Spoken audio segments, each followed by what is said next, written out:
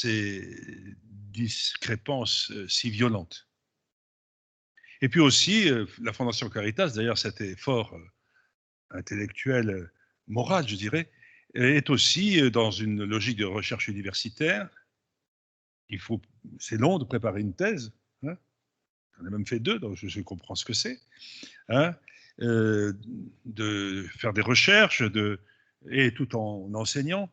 Mais c'est aussi parce que c'est long que ce sera utile, parce qu'il faut un outil de compréhension, parce qu'il faut des moyens d'appréhension de la réalité. Il faut des outils herméneutiques, même sur des choses qui sont a priori hors du champ de la réflexion rationnelle.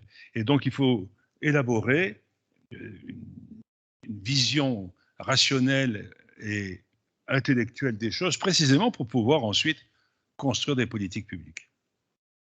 Alors, je sais que ce constat est partagé par ceux qui s'intéressent au plus près à la fragilité, à la vulnérabilité.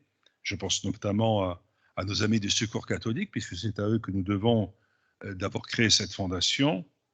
Mais c'est aussi le constat de l'Institut de France, qui abrite de nombreuses fondations qui sont souvent investies dans le domaine de la société et plus précisément de ceux qui, dans cette société, sont les plus fragiles.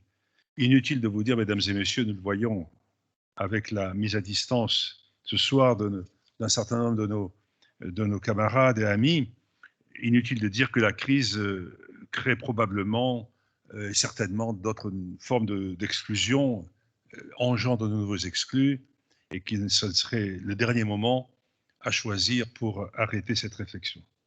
Bien sûr, nous avons chacun autour de nous, dans nos responsabilités, dans nos métiers, dans nos vies personnelles, l'envie de limiter les dégâts, bien sûr. Mais, je le répète, il ne suffit pas d'être poussé par un élan moral, par un élan de fraternité. Il faut aussi savoir comprendre comment ces choses sont possibles et surtout comment on peut les conjurer. Voilà ce que je voulais vous dire en vous accueillant ici à l'Institut de France, en présence ou à distance. Et je laisse la parole à Monsieur l'inspecteur général de Taillandais de Gabory, qui va présenter le candidat. Madame la Présidente va parler d'abord. Madame la Présidente, vous avez la parole.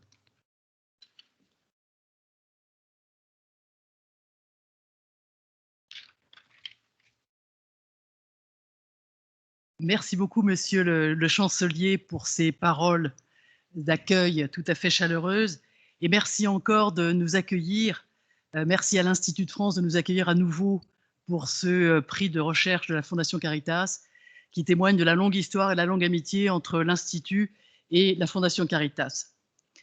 Merci également à plus de la cinquantaine de personnes qui participent par visioconférence à ce prix de recherche de la Fondation Caritas.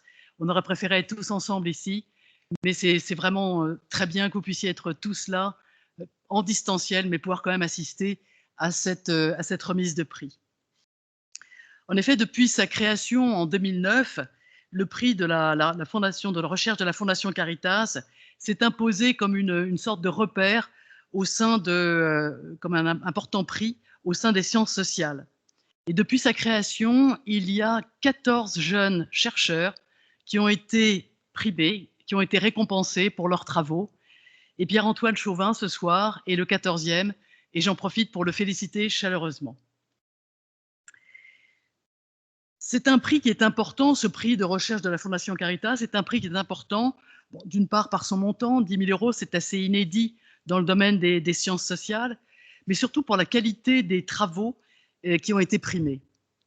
En effet, parmi les anciens lauréats du prix Caritas, on remarque que l'immense majorité d'entre eux poursuit aujourd'hui ces travaux à très haut niveau, que ce soit comme professeur, que ce soit comme chargé de recherche dans les universités, dans les instituts nationaux comme le CNRS, comme l'INED, et la plupart sont aujourd'hui des spécialistes reconnus dans leur spécialité au niveau national et au niveau international.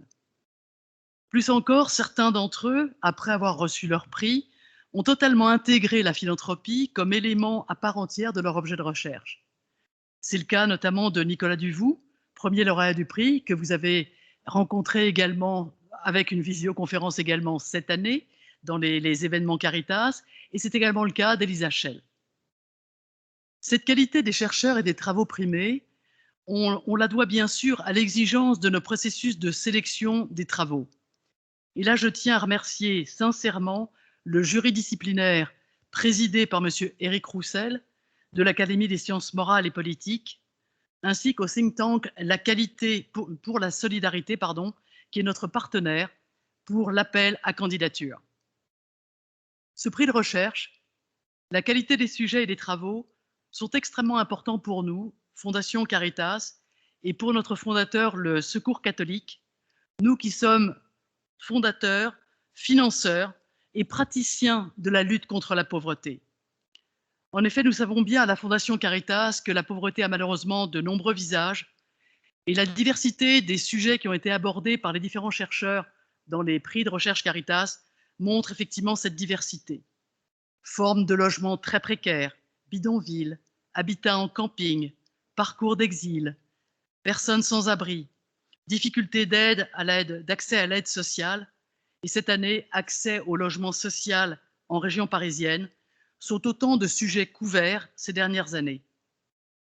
Enfin, ce prix est extrêmement riche de par la diversité des angles qui sont apportés par les candidats et par les lauréats, que ce soit une approche plutôt sociologique ou anthropologique, de sciences politiques, en droit, d'approche statistique, socio-historique, plutôt littéraire, autant de sujets, autant d'angles d'attaque qui permettent de mieux comprendre la pauvreté, de mieux comprendre ses impacts et surtout les moyens de la combattre.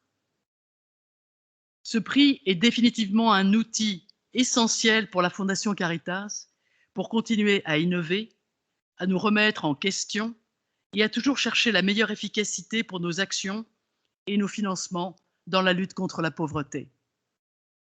Je vous souhaite une excellente soirée et sans plus tarder, je passe la parole à Monsieur Vincent Le Taillandier pour la présentation du lauréat de cette année. Merci beaucoup.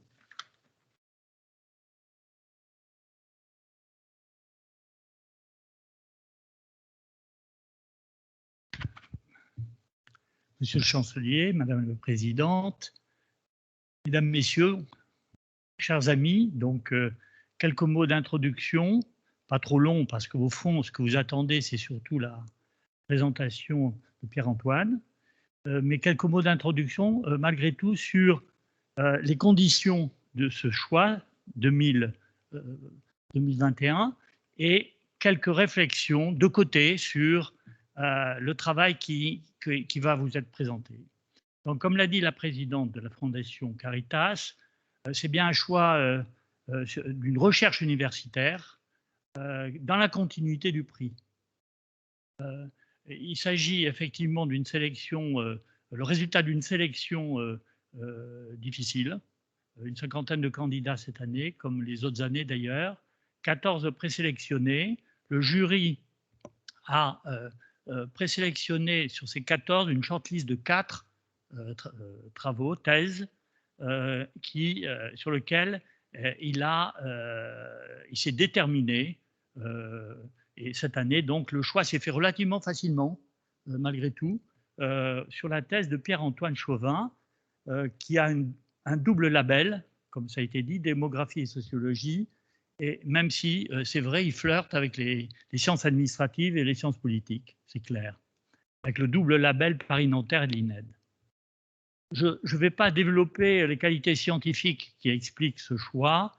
Peut-être que Pierre-Antoine nous en dira 2 mots, mais pas trop non plus, parce que c'est une question plutôt qui a trait au code scientifique, au milieu scientifique, mais disons quand même qu'on est frappé par la robustesse de la méthode et du suivi dans le détail du sujet qui a été retenu, à savoir l'administration de l'attente, politique et trajectoire de relogement de familles sans domicile à Paris. Chaque mot a son importance, l'attente, les politiques, les enjeux politiques, les trajectoires de relogement, la famille et enfin le territoire qui n'est pas neutre à Paris. C'est en effet, ça a été dit, l'un des 2 thèmes retenus par ce prix depuis donc 12 ans, le logement, le mal logement, le non-logement, à côté du thème le plus général de la pauvreté, qui est retenu le plus souvent. Donc c'est un thème central. L'année dernière d'ailleurs, Mauricio Aranda avait été retenu autour de l'histoire de l'hébergement social. Donc il y a une vraie continuité dans ce prix sur cette thématique. Le logement, en effet, cause et conséquence de la pauvreté, en tout cas au cœur de la situation de pauvreté. Alors, je ne vais pas reprendre le travail qui va vous être présenté, mais simplement vous donner trois observations, trois enseignements que j'en ai tirés à titre personnel. C'est tout d'abord les limites de l'accès au logement social à Paris. C'est une situation un peu paradoxale au fond, Paris. Cette grande ville a une tradition de parc social important, mais il ne répond pas à toute la demande. Un premier paradoxe, l'offre est en effet rigide, faible mobilité, et puis la ville se gentrifie. On vous expliquera sous quelle forme. Alors que la demande, elle reste élevée, notamment à cause du flux migratoire. L'autre paradoxe, c'est de la situation du logement social à Paris, c'est au fond l'inégalité créée par des filières d'accès qui ont pour but de réduire l'inégalité. L'administration produit des règles, des injonctions, le droit au logement opposable, enfin qui n'est pas l'administration, c'est des élus puisque c'est une loi, mais disons que le dispositif public crée des règles qui ont pour objet de privilégier, d'accélérer l'accès au logement, mais qui, on le verra dans les faits, n'ont pas les résultats attendus. Et puis, sans doute parce qu'il y a une permanence des handicaps individuels qui freinent l'accès effectif au logement social. Le deuxième élément qui m'a intéressé dans ce travail très, très important, c'est au fond l'analyse interne de l'écosystème gestionnaire d'une politique publique.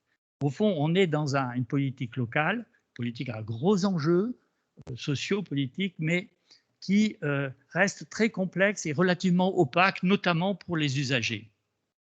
Elle est complexe parce que les décideurs sont nombreux. Les bailleurs, très importants, les élus, notamment à Paris, les élus d'arrondissement, les maires d'arrondissement, les associations très actives sur le terrain. Et ces acteurs passent des compromis, négocient des compromis dans ce réseau local, le rôle de l'État étant relativement effacé par rapport à cette dynamique de terrain. D'autre part, l'administration municipale, qui joue un rôle gestionnaire, n'est pas négligeable, même si, au fond, peut-être que Pierre-Antoine nous le rappellera, elle joue un peu à la marge. Enfin, nous avons des associations gestionnaires d'établissements, des gestionnaires de structures qui jouent un rôle assez variable. L'une des caractéristiques de Paris, c'est d'avoir deux catégories d'associations à ce type. Les grandes associations du type SOS, du type l'Aurore, qui occupent le terrain, qui ont passé des deals au fond avec la ville et les élus, et qui font preuve d'ailleurs d'innovation et d'un dynamisme social tout à fait remarquable. On voit des personnalités émerger comme entrepreneurs sociaux, mais qui ont tendance un petit peu à dominer effectivement le marché. Le terme de marché n'est pas le meilleur. J'en parle d'autant plus que le réseau Caritas a un opérateur important qui s'appelle les Cités Caritas, qui ne joue pas tout à fait dans la même cour. Et donc, ayant été à ce titre un peu en responsabilité, j'ai bien vu ces différentes catégories d'acteurs associatifs, et c'est une interrogation que je me suis faite à l'époque. Enfin, la troisième réflexion, et peut-être prospective, que je peux faire à ce stade, c'est qu'effectivement, l'apport de votre thèse, Pierre-Antoine, c'est bien sûr d'avoir trouvé le mot-clé et ce qui nous touche le plus, à savoir les délais d'attente. Parce qu'au bout du bout, il y a des personnes et des familles qui sont en situation inégalitaire, qui sont souvent étrangères, qui ont des marges de manœuvre étroites. Comment frapper à la bonne porte? où est la bonne porte. Et au fond, la sélection se fait souvent en fonction de leur potentialité, de leurs ressources globales, notamment l'emploi. Ceci devra être développé peut-être tout à l'heure, sachant que l'attente, l'incertitude, la souffrance fait partie de la situation de ces personnes et de ces familles.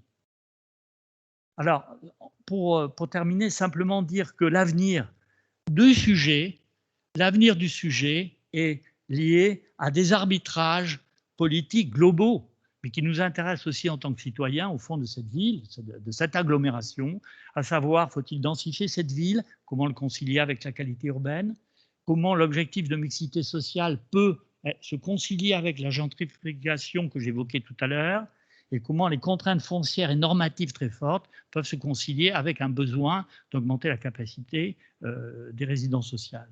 Enfin, est-ce que le Grand Paris est une solution au problème? Et ça, je n'y répondrai pas ce soir. Je vous laisse la parole, Pierre-Antoine.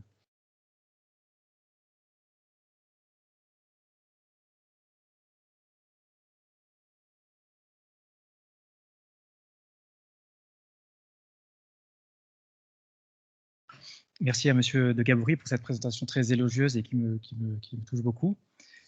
Monsieur le chancelier de l'Institut de France, Madame la présidente de la Fondation Caritas, Monsieur le délégué général de la Fondation Caritas, Mesdames et Messieurs les membres de l'Institut et du conseil d'administration de la Fondation Caritas, Mesdames et Messieurs les membres du jury. Je vous suis particulièrement reconnaissant d'avoir mis à l'honneur aujourd'hui mon travail de thèse et d'avoir maintenu cette cérémonie en dépit d'un contexte sanitaire très incertain. Je tenais à remercier tout spécialement les membres du jury du prix Caritas 2021, ainsi que son président, M. Éric Roussel, qui ont regardé avec intérêt et bienveillance ma candidature et qui me permettent aujourd'hui de vous présenter le fruit de plusieurs années de recherche. Je souhaiterais également remercier Mme Magda Tomasini, directrice de l'INED, qui me fait l'honneur de sa présence aujourd'hui. Je suis également très touché de la présence dans cette même salle de Mme Awa Diabaté, que j'avais rencontrée au cours de mon enquête en 2013. Sa contribution fut essentielle à mon travail de recherche. Je le remercie encore une fois très vivement. Je tenais de surcroît à remercier les membres de l'équipe de la Fondation Caritas, ainsi que Mme Blanche de Talouet pour l'Institut, qui ont œuvré à l'organisation de cette cérémonie et qui n'ont pas cédé à la mode de ma thèse en 180 secondes, ce qui me laisse environ 20 minutes pour offrir un petit condensé de mes travaux. Pour terminer, je souhaiterais remercier chaleureusement mes proches et l'ensemble des personnes qui me font l'amitié d'être présentes aujourd'hui, et ce, malgré la distance. J'ai donc le plaisir de vous présenter aujourd'hui ma thèse intitulée « L'administration latente, politique et trajectoire de relogement des familles sans domicile à Paris ». Ce travail a été dirigé par Mme Catherine Montvalet et Mme Pascale Détriche-Ragon et a été cofinancé par la mairie de Paris et l'INED, représentée ce soir par sa directrice. Ma présentation s'articulera en 3 temps. Après un bref rappel de la genèse de mon projet de thèse et des questions de recherche qui l'ont animé, j'exposerai les principaux choix méthodologiques opérés lors de mon travail d'enquête. Pour terminer, j'évoquerai quelques résultats saillants et ce que l'on peut entendre par l'administration de l'attente. Chaque nuit, en Île-de-France, plus de 12 000 familles, soit près de 40 000 personnes, dorment dans une chambre d'hôtel financée par l'État et les départements. Cette situation trouve en partie ses raisons dans la réduction depuis les années 70 du nombre de logements à bas loyer destinés aux classes populaires parisiennes. Longtemps fréquentés par des hommes célibataires, les hôtels meublés constituent aujourd'hui la première forme d'hébergement institutionnel pour les familles sans domicile à Paris. Sans domicile, mais aussi pour nombre d'entre elles sans titre de séjour. Près de 31% des personnes hébergées à l'hôtel sont en situation irrégulière. Les hôtels meublés ont vocation désormais à compenser les carences de structures spécialisées dans l'accueil des demandeuses d'asile, issues majoritairement d'Afrique subsaharienne. Parmi ces habitantes, nombreuses sont là en attendant, en espérant mieux, comme leurs prédécesseurs d'autrefois, limousins, bretons, italiens et algériens. Derrière cette apparente continuité se cache toutefois une évolution du rôle des administrations dans le processus de peuplement. La lente érosion du parc de logements populaires s'est en effet accompagnée d'une rapide métamorphose. Progressivement, une part importante du parc privé dégradé a été convertie en logements sociaux. Au 1er janvier 2018, ces derniers représentaient près de 21% des résidences principales à Paris.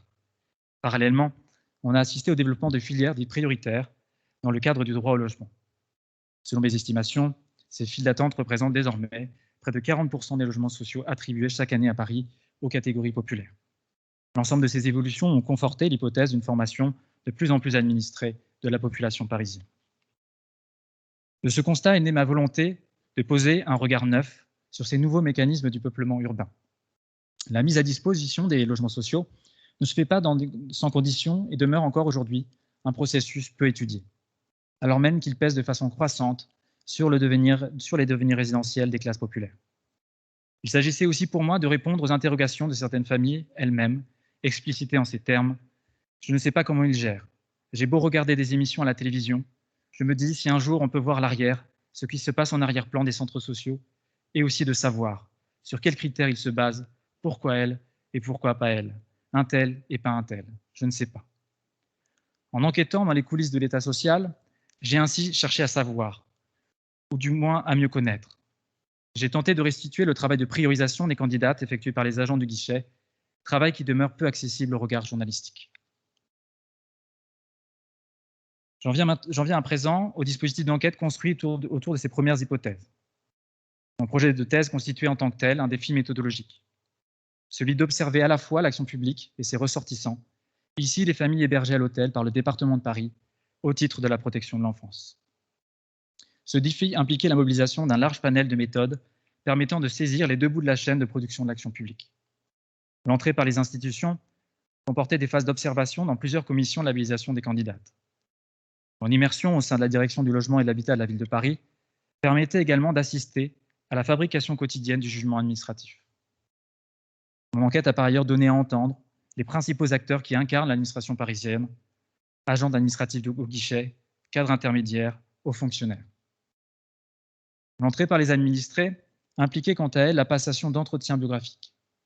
Durant plusieurs mois, j'ai visité 25 établissements hôteliers dans la partie nord de Paris et réalisé des entretiens avec 41 familles sans domicile. Il me fallait également partir à la recherche des traces documentaires laissées par les candidates au sein des archives municipales. En débutant ma thèse, je gardais à l'esprit les conseils dispensés par le sociologue américain Robert Park à ses étudiants dans les années 20. Ce dernier les invitait à, je cite, « se salir les mains dans la recherche sociale en exploitant les dossiers administratifs abandonnés à la poussière ». Au sein du bureau des relogements de la ville de Paris, de nombreuses boîtes d'archives étaient entreposées, là, en attendant leur destruction. En ouvrant ces dizaines de boîtes, j'ai pu reconstituer sur 6 années les trajectoires résidentielles de 696 familles sans domicile hébergées à l'hôtel à Paris en 2009. Dans un second temps, j'ai mis en relation ces 410 dossiers avec les données du fichier des demandeurs de logement de la ville de Paris. Artisanal par bien des aspects, ce travail statistique demeurait la seule façon de mesurer les effets agrégés du travail des agents du guichet. Je vais évoquer à présent les principaux apports de mon travail de recherche. 3 axes de recherche ont été explorés au cours de mon enquête. Mon intérêt s'est d'abord porté sur la construction du problème des familles mal logées comme un problème public et son effacement progressif de l'agenda politique. Le second axe de recherche m'a ensuite amené à repenser à nouveau frais le rôle du temps dans l'administration des files d'attente. Enfin, j'ai cherché dans un troisième temps à mesurer les effets de la mise en œuvre du droit au logement sur les chances et les délais d'accès au logement social. Nous allons voir successivement ces 3 axes de recherche. Dans un premier temps, ma thèse s'est donc intéressée au travail de définition du problème des familles hébergées à l'hôtel à Paris. Ce problème a fait l'objet d'une reformulation par les acteurs politiques et administratifs à partir du milieu des années 2000. Cette reformulation a fait suite à l'incendie de l'hôtel Paris Opéra qui provoqua la mort de 24 personnes dans la nuit du 14 au 15 avril 2005. Cet événement dramatique, en plein cœur de Paris, a consacré dans le champ médiatique un acteur désormais connu de toutes et tous, le marchand de sommeil. À partir d'une exploitation d'articles de presse et de la littérature juridique, j'ai montré que ce dernier était devenu en quelques années seulement une figure repoussoire et une nouvelle catégorie de l'action publique. Sur le graphique produit ici, à partir de l'outil NGramView de Google, on observe bien une croissance continue de l'usage du terme marchand de sommeil dans les sources écrites, ici les ouvrages, à partir du début des années 2000. En s'installant dans l'agenda médiatique, politique et judiciaire, le marchand de sommeil a joué un rôle décisif dans la mise en sommeil de la responsabilité des acteurs publics et dans l'effacement d'autres problèmes sociaux. Par sa capacité à figurer à la fois le désordre moral et l'injustice sociale, il a contribué à occulter la question du déficit de logements accessibles aux classes populaires et la situation des familles hébergées par les institutions. Ce travail collectif de cadrage du problème a emporté un certain nombre de conséquences pour l'action publique. L'enrôlement des marchands de sommeil dans le discours politique va déboucher dans un premier temps, à partir de 2006, sur une inflation législative en matière d'habitat indigne. L'événement de 2005 va pousser également les élus à mettre en place une innovation gestionnaire, le logement temporaire dans le parc privé, nommé aussi parfois logement d'insertion ou logement accompagné. Ce dernier s'est ainsi imposé comme l'une des principales réponses publiques à la hausse continue du nombre de personnes hébergées à l'hôtel. Il demeure aujourd'hui le fer de lance de la stratégie nationale du logement d'abord, impulsée en 2007. Cette nouvelle forme de logement temporaire témoigne de la permanence de certains usages bureaucratiques du temps. Cette gestion de la demande par le temps a constitué le second axe de ma recherche. Administrer l'attente revient en effet à étoffer des dispositifs de gestion d'une attente sur laquelle l'administration ne peut jouer qu'à la marge. L'administration municipale va tout d'abord chercher à agir sur les flux d'entrée dans certaines files d'attente. À cette fin, elle va tenter de rationner les places d'hébergement en introduisant une condition de durée de résidence à Paris. Les agents du guichet sont également amenés à négocier avec l'hébergeant afin de reporter dans le temps la phase d'hébergement institutionnel. Cette politique de retardement doit permettre à l'administration de gagner du temps et d'endiguer la progression du stock de ménages prioritaires en attente d'un relogement. Dans cette configuration, le temps d'attente apparaît autant comme une contrainte de gestion que comme un outil d'administration. L'exemple du logement temporaire nous amène maintenant à nous intéresser plus largement aux nouvelles modalités d'administration du droit au logement. À l'image de ce que l'on observe depuis plusieurs décennies à l'entrée de l'enseignement supérieur, l'orientation des candidats s'organise au sein d'un champ toujours plus foisonnant. Diversification des filières, inflation des labellisations, complexification du système d'acteurs, etc. Or, ces nouvelles modalités ne sont pas sans effet sur les trajectoires des candidates. Le troisième et dernier axe de recherche consistait donc à mesurer ces effets sur une cohorte de familles hébergées à l'hôtel en 2009 et sur une durée d'observation de 6 ans. 3 principaux effets ont été observés. Le premier effet concerne leurs chances d'accès au logement social. Le second effet touche à leurs attentes en matière de logement.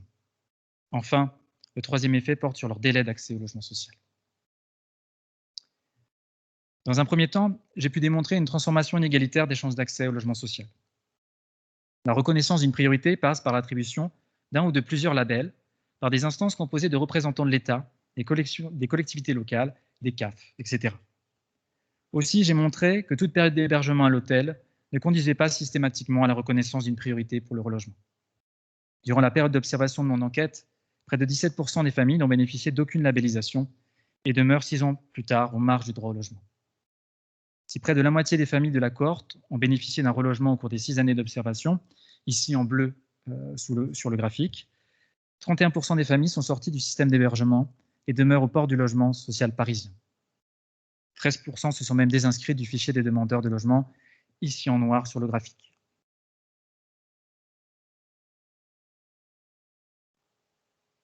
Les raisons de ces départs de l'hôtel sont multiples, mais le sentiment de honte de devoir recourir à l'aide sociale prédomine, comme en témoigne cet extrait d'entretien réalisé avec Mme Amina Benab, son nom a été naturellement changé, le 10 mars 2013.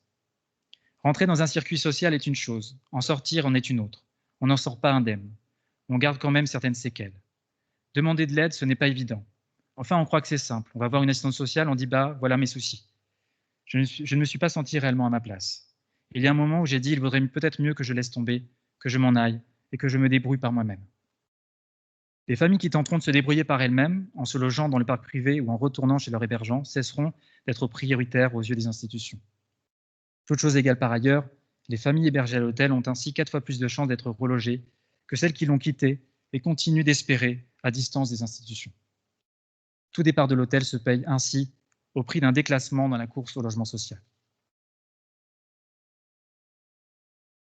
J'ai également montré que l'inflation des dispositifs de logement, type DALO, accord collectif, logement temporaire, a engendré une hiérarchisation des files d'attente. Cette hiérarchisation se fait au détriment de la moins sélective d'entre elles, celle du DALO, comme en témoigne le diagramme en mosaïque que vous avez sous les yeux. Ainsi, 36% des familles labellisées DALO ont été relogées, ici en rose sur le graphique, contre près de 70% pour le logement temporaire parisien, donc en violet sous vos yeux. Parmi les familles qui ne sont titulaires d'aucun label de priorité, ici en rouge sur le graphique, seuls 20% ont obtenu un logement au sein du parc social au bout de la période d'observation. Le droit au logement opposable est ainsi concurrencé par d'autres labels de priorité mis en place au nom du droit au logement. Mes analyses statistiques confirment également la conditionnalité économique du droit au logement. Les candidates doivent non seulement respecter certains plafonds de ressources, mais elles sont également soumises à un seuil minimal de revenu d'activité situé aux alentours d'un demi-SMIC, soit 610 € au 1er janvier 2020, ici sur les graphiques matérialisés par un trait rouge. Plus le revenu d'activité est élevé, meilleure sera la situation résidentielle à la sortie. Le graphique reproduit ici met en évidence une relation étroite entre les revenus d'activité et les conditions de logement 6 ans plus tard. 75% des familles qui accèdent au logement social ont des revenus supérieurs à un demi-SMIC. A l'inverse, 75% des familles qui demeurent à l'hôtel 6 ans après ont des revenus inférieurs à un demi-SMIC. La recherche montre ainsi que les inégalités de traitement sont fondées sur des inégalités d'accès au marché du travail. Celles-ci frappent en priorité les familles immigrées dépourvues de ressources scolaires et relationnelles et ou qui rencontrent des problèmes de santé. La thèse montre enfin la présence de contingences dans le traitement des demandes et confirme ainsi l'importance du rôle des agents du guichet. À salaires égaux, les destins résidentiels se révèlent parfois inégaux. La priorité est accordée en effet sur la base de critères extra-juridiques. Les familles doivent non seulement présenter un revenu du travail stable et suffisamment élevé, mais elles doivent de surcroît adhérer explicitement aux valeurs promues par les classes moyennes qui les accueillent au guichet, éthique du travail et de l'épargne, idéal d'autonomie, etc. Ce constat m'amène à évoquer maintenant les effets de ce travail administratif sur la formation des attentes populaires en matière de logement. Depuis sa première formulation, le 31 mai 1990, par la loi Besson, le droit au logement a suscité de nouvelles espérances chez les personnes mal logées. Cette attente s'est encore renforcée depuis l'affirmation de son opposabilité par la loi du 5 mars 2007. L'intitulé de cette thèse, l'administration de l'attente, visait en partie à prendre acte de cette nouvelle donne. À défaut de pouvoir gagner suffisamment de temps, les administrations doivent en effet s'assurer de ne pas en perdre. Les agents tentent de limiter certains refus de propositions de logement et sont invités pour cela à, je cite, « casser les représentations des familles et à tenir un discours de réalité pour qu'une famille regarde avec bienveillance les propositions de logement. » Les agents doivent notamment accomplir un travail de conversion des espérances, visite de quartiers ou de communes portant certains stigmates, échanges organisés avec certaines habitantes, intervention d'une représentante de bailleurs, etc. Loin de correspondre à une demande spontanée, les attentes à l'égard des institutions résultent bien d'un travail social d'ajustement. Le guichet est le lieu par excellence où s'opère un ajustement des attentes des candidats aux attendus institutionnels. Après avoir montré les effets de la mise en œuvre du droit au logement sur les chances des candidates et sur leurs attentes en matière de logement, j'ai analysé une troisième série d'effets sur les délais d'attente. Les administrations doivent simultanément faire droit aux attentes des demandeurs et prendre en compte celles des autres acteurs du système local d'attribution. Les élus locaux, les bailleurs sociaux, mais aussi les collectifs militants défendent pourtant des intérêts contradictoires. Les administrations poursuivent par exemple des objectifs ambitieux en matière de relogement des ménages prioritaires, mais sont soumises à de nombreux impératifs de gestion. Quant aux bailleurs sociaux et aux élus locaux, ils sont soucieux de ne pas modifier les équilibres de peuplement de leur parc. L'offre de logements destinée au public prioritaire fait ainsi l'objet de pratiques de rétention de la part de certains bailleurs qui n'hésitent pas à ralentir le processus de relogement. Enfin, les collectifs de mal logés cherchent de leur côté à garantir certains débouchés à leurs adhérents dans le cadre de transactions politiques locales. Cette concurrence des priorités n'est pas sans effet sur les calendriers d'accès au logement social. À l'aide des données collectées, j'ai pu montrer que les délais d'attente résultaient en grande partie des conditions de prise en charge d'un ensemble d'attendus concurrents. Plus que d'un déséquilibre entre l'offre et la demande, les délais d'attente sont le produit de compromis négociés entre les différents acteurs du système local d'attribution. De ce constat empirique découlent plusieurs affirmations.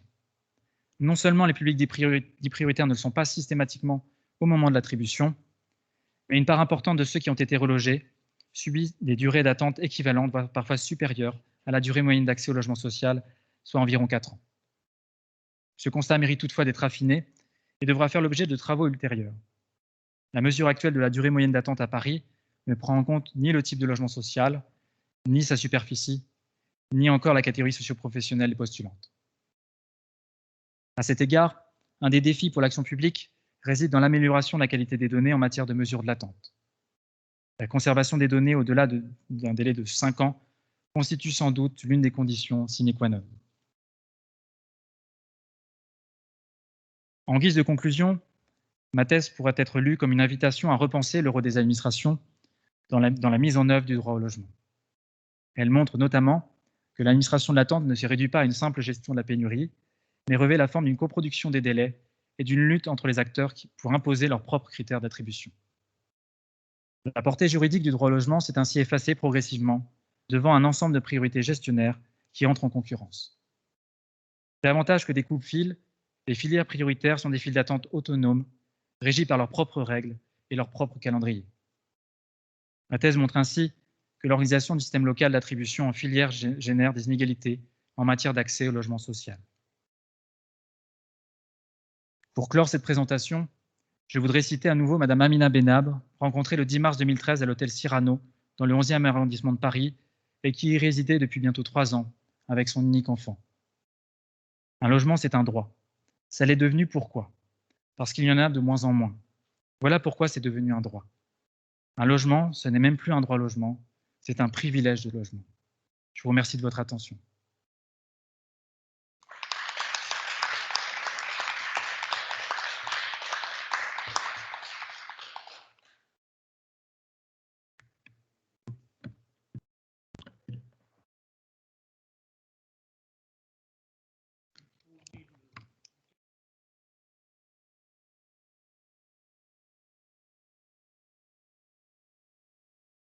Oui, pour ouvrir les questions, le jeu des questions, vous avez dit que c'est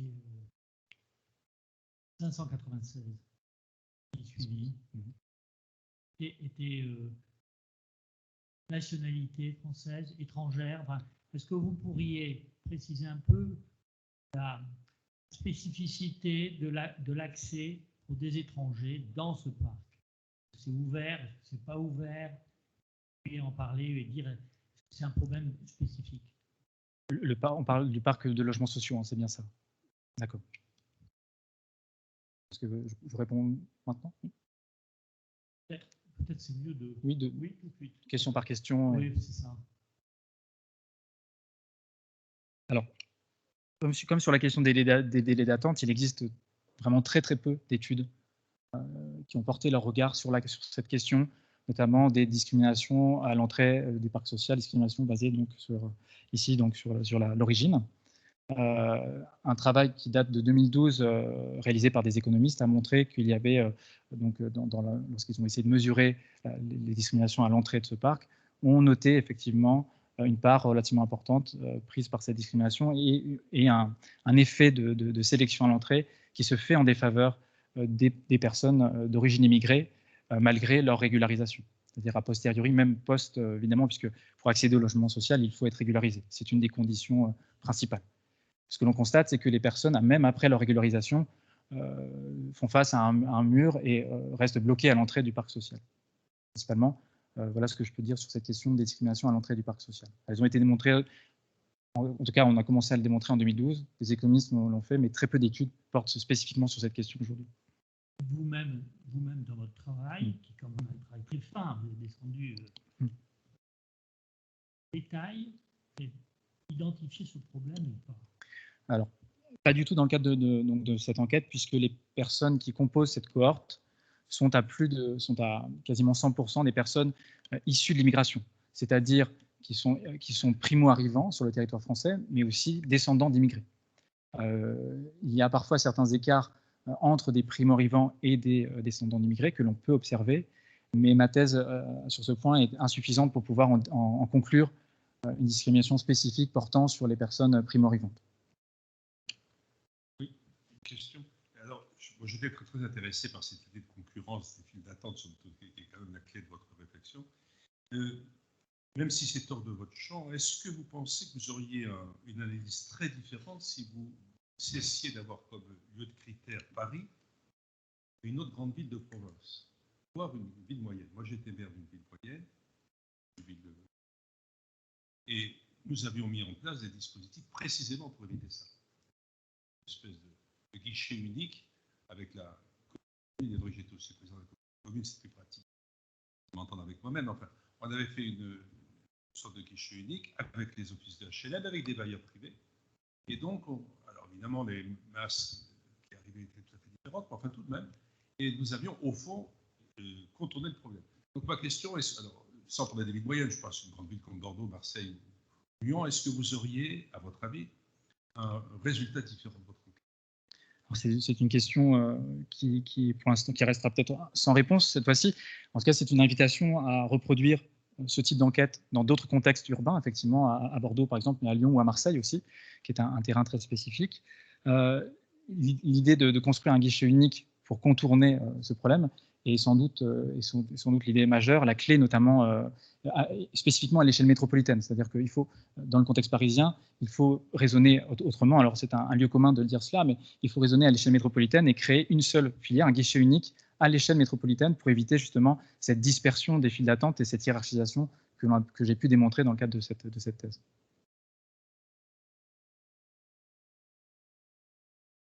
Une question également. D'abord, merci pour cette présentation qui est très intéressante. Au début, tout au début de votre présentation, vous disiez qu'il y a 12 000 personnes qui sont chaque nuit à Paris dans un logement social. Un hôtel, qui sont dans une chambre d'hôtel. Est-ce que vous avez en tête en fait les personnes qui sont concernées par un logement social à Paris et comment ça évolue dans le temps? Et la deuxième chose également, vous parlez d'un délai pour obtenir un logement d'environ 4 ans. Est-ce que vous savez si ce délai a augmenté dans le temps, s'il a diminué, comment il évolue?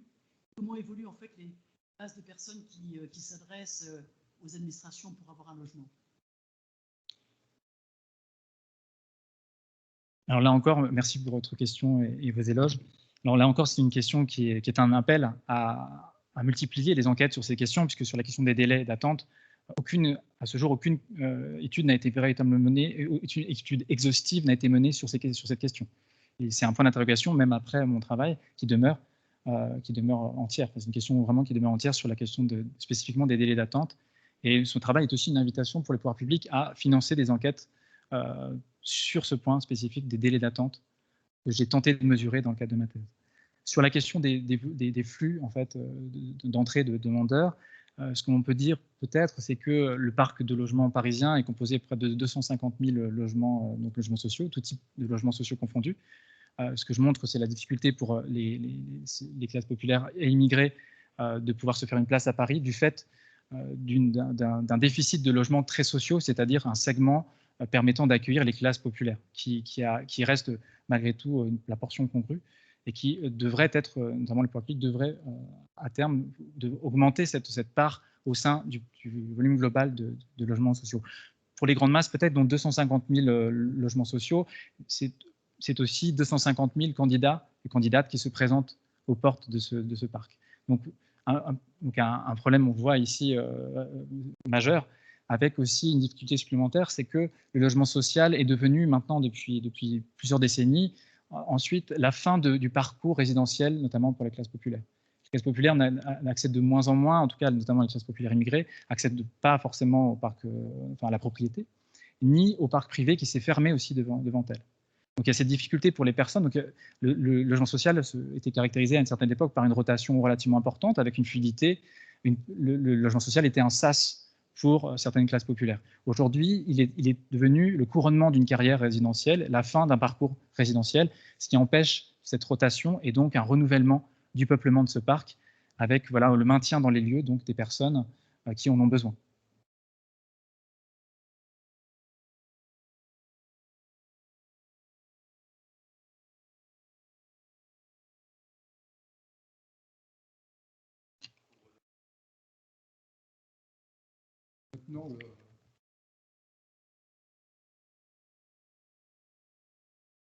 Non, on a posé la question dans le chat, mais on n'a pas.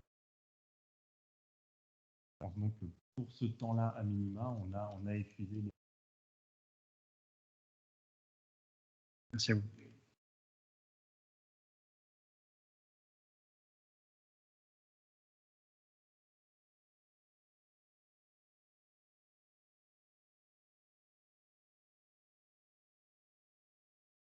Oui, d'abord, pardonnez-moi d'arriver vraiment un petit peu en retard. J'avais prévenu de cette possibilité. Voilà. Écoutez, nous sommes très heureux d'avoir couronné ce beau travail. Pour Bon, il y a trois raisons, à mon avis, pour lesquelles nous vous avons distingué. D'abord, l'originalité de votre sujet. Vous intéressez, au fond, aux conséquences pratiques des politiques, des faits des politiques publiques sur des populations particulièrement fragiles. Donc, c'est quelque chose de très concret et susceptible de conséquences et éventuellement de correctifs. Donc, ça nous a paru un travail intellectuellement solide et en plus susceptible d'avoir des suites intéressantes. La seconde raison, ce qui nous a impressionné aussi, c'est l'ampleur de vos recherches. Votre enquête sur le terrain a été menée vraiment avec un très grand souci de rigueur. Et ça explique la longueur de vos recherches, puisque vous avez consacré plusieurs années à ce travail énorme. La dernière raison qui nous a conduit à vous couronner, c'est, j'insiste aussi, c'est une question de forme, c'est la qualité de votre écriture, de votre présentation, votre thèse se distinguait incontestablement par rapport à d'autres, par une qualité d'exposition vraiment tout à fait remarquable, une grande clarté et un grand souci de rigueur. Voilà, donc j'espère que ce prix important sera le début le prolongement, plus exactement, le point de départ, le nouveau point de départ de votre carrière, qui est déjà bien entamée, puisque vous êtes passé par l'Institut d'études politiques de Rennes. Vous êtes maintenant maître de conférence, et je ne doute pas qu'avec cette thèse, vous soyez en voie d'accomplir vraiment ce que vous êtes en droit d'espérer au sein de l'université. Voilà. Et donc, je suis heureux de vous remettre ce prix. Je suis désolé qu'on le fasse dans des conditions aussi... voilà.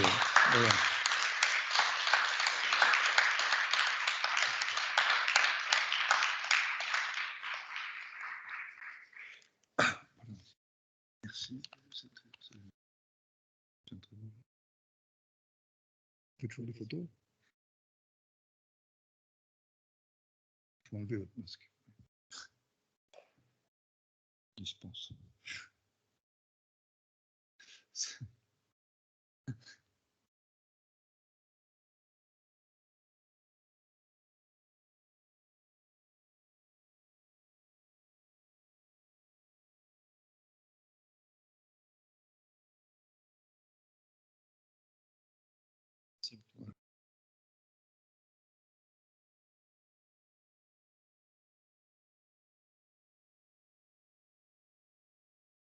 Merci à tout le monde pour votre participation. Et terminons la prise du prix de recherche de la Caritas. Merci à tous.